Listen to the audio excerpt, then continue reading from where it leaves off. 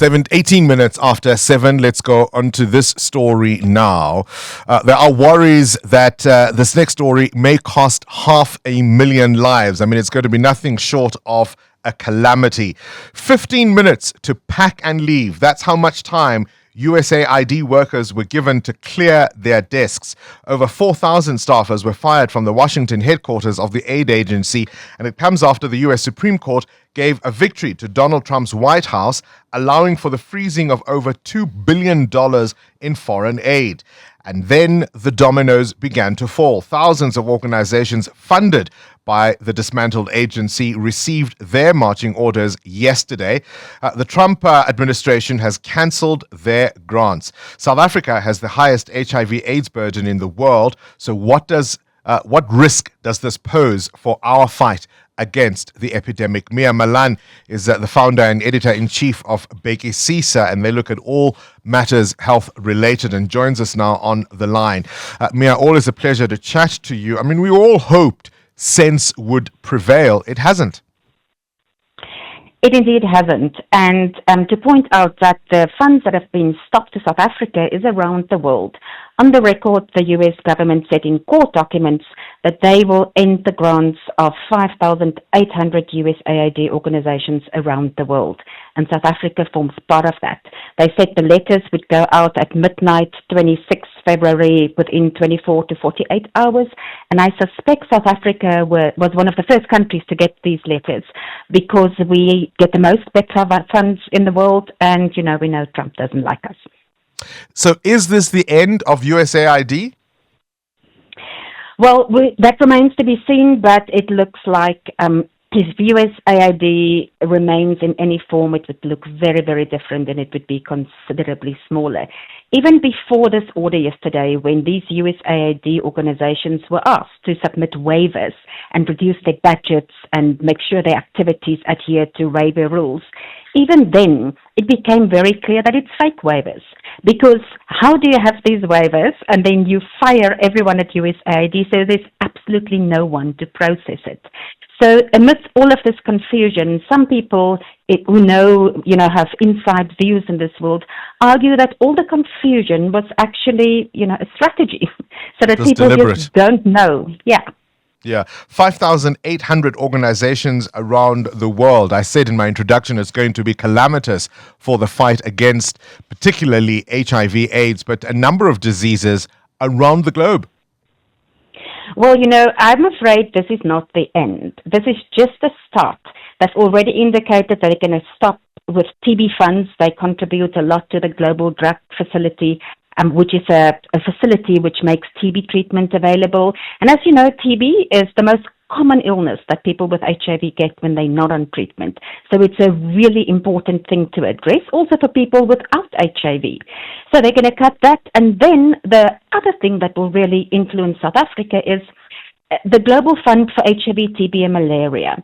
Their biggest donor is the US government. They get about a third of their funds from the US. And this year is the replenishment year. So for the next 3 years, governments fund this fund. They now have to say how much will they contribute. And the replenishment round was launched 2 weeks ago, actually, in South Africa, but very quietly. We get a lot of our HIV funds from the Global Fund. And if a country like the US decides to pull its contributions or dramatically reduce it, it means the countries that benefit from that multilateral fund will get less money. So it's probably only the beginning of more drastic cuts. Gosh. Now, as you mentioned the last time you and I spoke, we as South Africa mainly fund our own treatment when it comes to HIV/AIDS. So just give us a sense of how all of this is going to hurt South Africa. So, Bongani, just because you've got treatment doesn't mean it will get to people. People don't just miraculously go to a clinic and get treatment or get tested for HIV. So in South Africa, we have 1.1 million of the 7.8 million people with HIV are not on treatment. And a lot of those people actually know they have HIV. They've been diagnosed, but they choose to not go on treatment. And there's various reasons for that, not knowing what it can do for you, not being able to get to a clinic. Now, these funds that were cut now were for NGOs that did that work. They went into communities and they got people tested for HIV and brought them to clinics. Or they were the organizations that would take the treatment to clinics and to communities and make it easier to access to, for instance, make it available at a community hall or at adherence club. They were the people who went into the communities when people stopped taking their treatment to go and find them and give them adherence counseling and take their medicine to them. That's what we're looking at. That's not there now. It's not that the health department does nothing of that, but a significant part of that was done by these organizations, and they're gone now. So we might have piles of stock in terms of treatment, but not necessarily everyone who needs it getting it. Yes, we're going to see as a result, not tomorrow or the day after that, it will take a while to play out. If the health department doesn't step up and address this significantly and fast, then we're going to see things like new infections increasing. We're going to see things like people with TB falling ill, getting TB, spreading it to other people without HIV because it's a respiratory disease that you can easily get just by breathing the air. So we're going to see things playing out a few, 6 months and more from now. We're going to see significant effects unless we step in and address this and make sure there's a very clear plan to help people to get to clinics and help people to get on ARVs and help people to get tested. I mean, as you and I know, we can't be indifferent to what else is happening around the world. You can't not care about what's going on over there. And I'd imagine what's going to complicate matters in this region is that whilst we might absorb some of the blow, many of our neighbors can't. But the very reason for this funding in the first place was the recognition of how interconnected we are as a global community. Yes, you are right to say that if we look at Africa, we're far less affected than the rest of African countries. There are some countries like Malawi who almost relied for the entire health budget on PEPFAR. So we're not in that position. But that does not mean that we don't need a plan. And when I've spoken to HIV organizations who are affected, they're not happy with the health department. They're not happy with how the health department is communicating. The department has released a plan in the form of a circular. There's lots of confusion about it. Everyone is waiting for an updated circular. It's just not coming. So while we are less affected, we need a clearer plan and we need better communication from the health department. So in rands and cents, I understand we're expecting an estimated 6 billion rand for the 2025-26 fiscal year to help all those organizations here in South Africa? Yes, and if you compare that to the current contribution of the current financial year, it's less. We had got about $8 billion for this year. And that just indicates PEPFAR was always going to get smaller. It's not a Trump thing. The Trump thing is about how it's being done so suddenly. But even the Biden administration said we will gradually decrease this so that countries can start to survive on their own. But it was going to be done over time. There was a 5-year plan to say, let's look at 2030. We have 5 years from now. We have this goal to end HIV. And the hope was that PEPFAR would be in tandem with that, decreased each year. And now it's happened in a very different way. It happened overnight, which means there wasn't a exit plan and a coordinated way to have time to put plans in place and find money and look at different sort of partnerships with the private sector. So 15,000 health workers in the sector are likely now to be without jobs. There are other concerns around vaccine trials, for example. I know there was an HIV vaccine trial program that was meant to be underway. All of that left in limbo. Yes, with regards to the 15,000 workers, I don't think likely to be without jobs are without jobs. That's how it is. This industry has now been destroyed almost. Where must I find money to employ these people?